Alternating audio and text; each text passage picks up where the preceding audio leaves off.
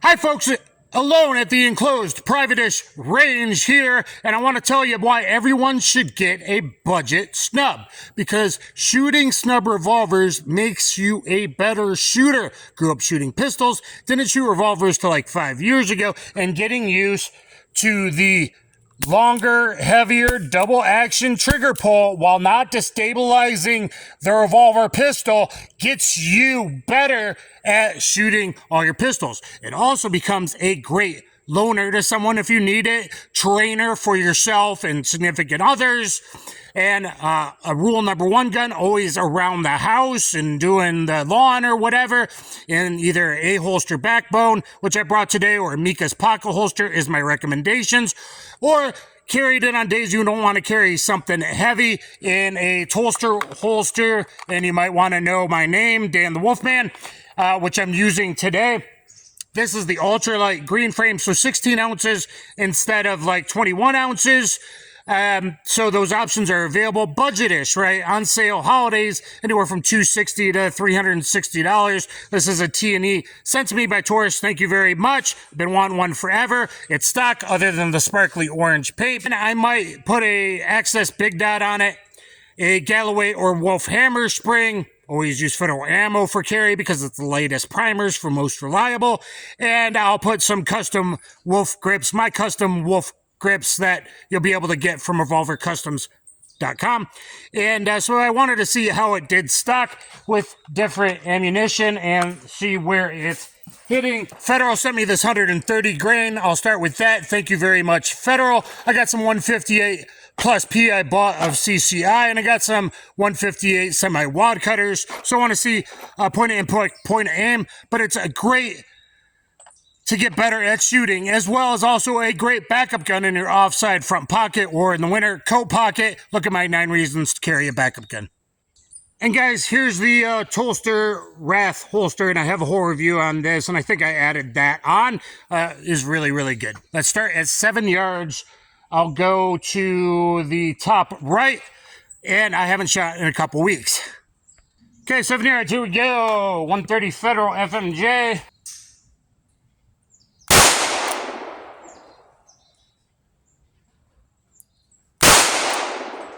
First one a little high, second one a little low.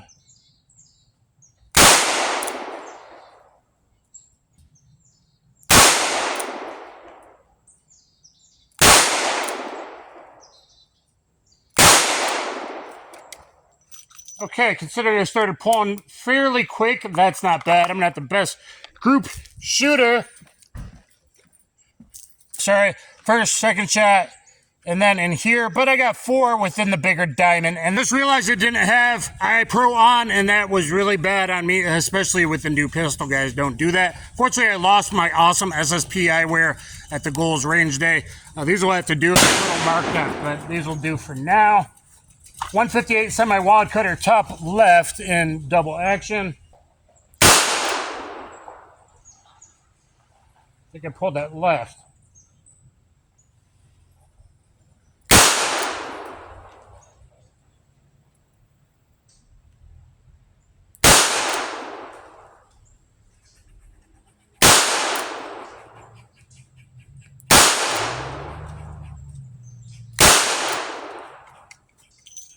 Yeah, I'm not sure how I did there. Ooh, hot brass.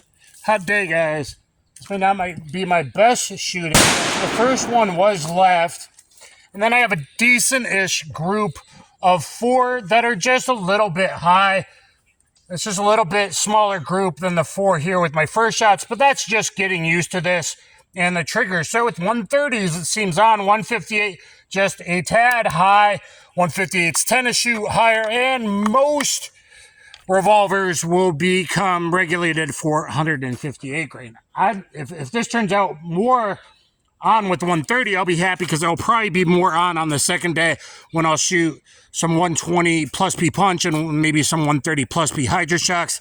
And I'm not sure which to carry. I might actually stagger Dutch load those because why. I think one might expand a little bit better if it hits a breastbone, and one I'm sure getting very deep, but I think both will be really good rounds. Guys, the Taurus small frames are a very small, easily concealable revolver. I actually do like these grips because it gives you a place for the pinky to wrap underneath, so it's not like a two-finger boot grip that's uncomfortable.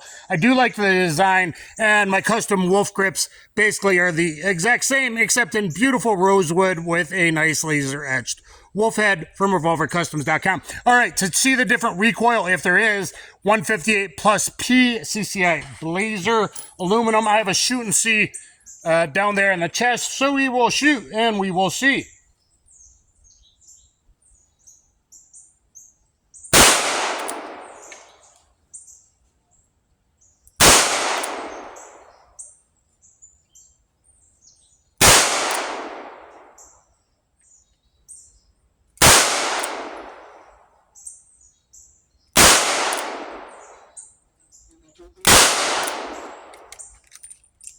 Through one, and the first one was a little bit left. So again, 4 out of 6, very tight. So first one was there, and then I got 4 here in the inner circle and 1 there. So if you look at 4, my first shot's not bad. You look at 4 a little higher with the 158 semi-wad cutters, not bad. And with these 158 plus Ps, I mean, an out-of-the-box budget revolver, I am really impressed with that. Like, everyone should probably get one, especially you younger guys. It'll make you a better shooter. And a lot of guys will go out and buy a big pistol, and they're ready to be Batman when they first start carrying, and they want to look cool to their friends, and they put a light and a red dot and all that, and then they don't carry. EDC, you're not psychic. Everyday carry, rule number 1, always have a gun. This is a very good rule number 1 gun. And then you put it just as a trainer to make you better with your pistol, or really offside front pocket, backup gun.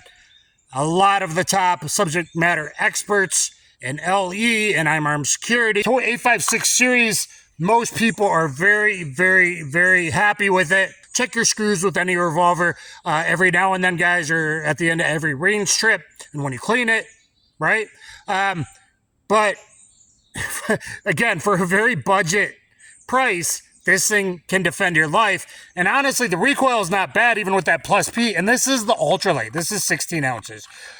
So if you want something for, your girlfriend, wife, whatever, if there's certain advantages to a revolver, knowing if it's empty, clear, safer, longer, double action trigger pull. They might want the steel frame. And as a belt gun, you might want the steel frame, especially if you're getting older.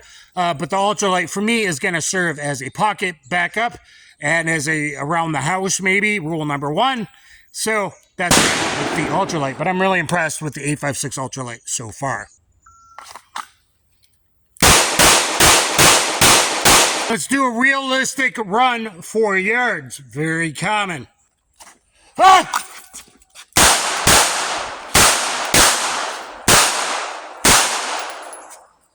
Ah! All right. Not my best work, I am sure. But let's see if I would have survived a very common defensive gun use. Okay, 1 and 2. I'm going to think those are my first 2. 1 and 2. So 1 in the heart, 1 in the lung, A+ box. 1 bad one while retreating, like CS zone, not great. 2 great, 1 bad. 2 great, 1 bad. So I think the bad ones are for my transitions. It's lightweight, going back and forth. But I think I would have survived a very realistic encounter. 2 robbers as you're walking in a transitional space from your car to the store, and boom, they're right there. At the gas station, boom, they're right there. Very common, 3 to 5 yards. All right, guys, let's do it as a backup gun, or a rule number 1. Always gun. And then when you're going out of the house, put on your bigger macro 9, something easy like that, or subcompact on your belt. That's a belt gun. Especially the ultra, which the steel would be a good belt gun. The ultralight's a really good backup or pocket gun. Though the recoil's been fine for me. even at the 16 ounces. So this is the Aholster pocket holster, the Aholster Backbone, and look at the cutouts because the cylinder width is the hardest thing to conceal. Taurus small frame revolvers, 605, 905, 856, 327. Those are all very small, easy to conceal. And the other holster, pocket holster, I highly recommend, and great guy, is Mika's pocket holsters. So this one will probably live in the Aholster for me. Scenario 3-4 yards. It's usually at 3, just outside arm reach distance. 2 yards. 3 is where people tend to interview you and confront you. So 2 guys walking up, looking. They walk fast with intention. They're not just panhandlers. They walk with intention, or their hands are hidden, or you see a bent elbow, it's hidden behind the leg. They may have nefarious intention. Oh, hey guys, I can't help you. I can't help you. Back off!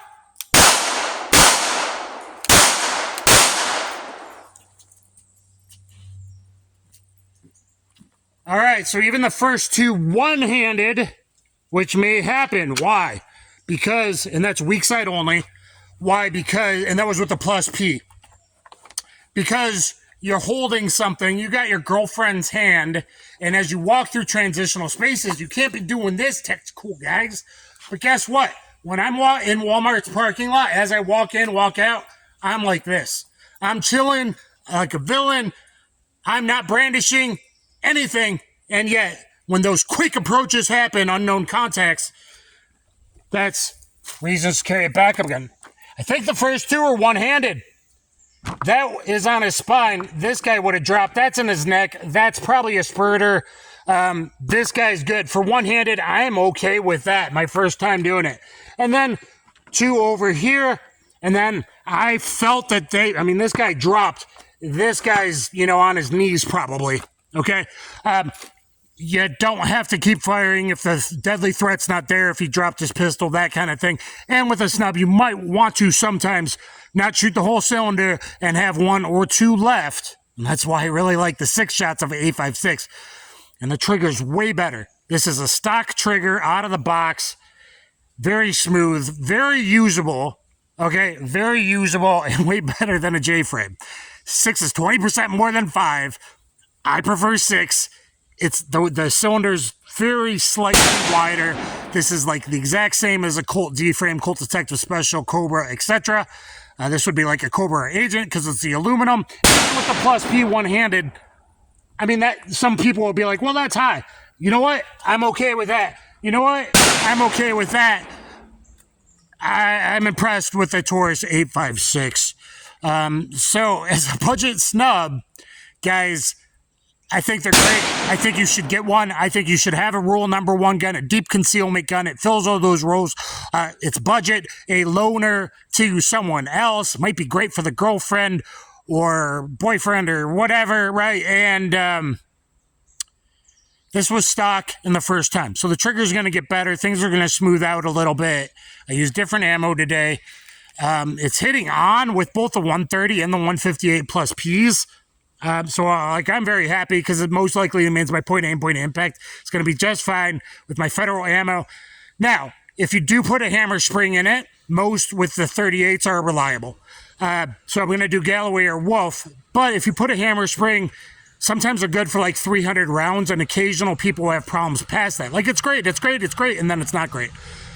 So if you do change a hammer spring, that's one of the many reasons, guys. Carry with federal ammo, the best, lightest, sealed primers, especially pocket carry with all the gunk and all that. Let me know what you think. A Taurus small frame revolvers, 8.56, 605, 905, 327, all that in the comments down below. And then we'll probably do a upgraded video with the Access Night sight, I'm thinking, and then the hammer spring and custom wolf grips from revolvercustoms.com. Comment, please, interact. Let me know what you think about carrying a backup gun. Look at my 9 reasons to carry a backup gun video.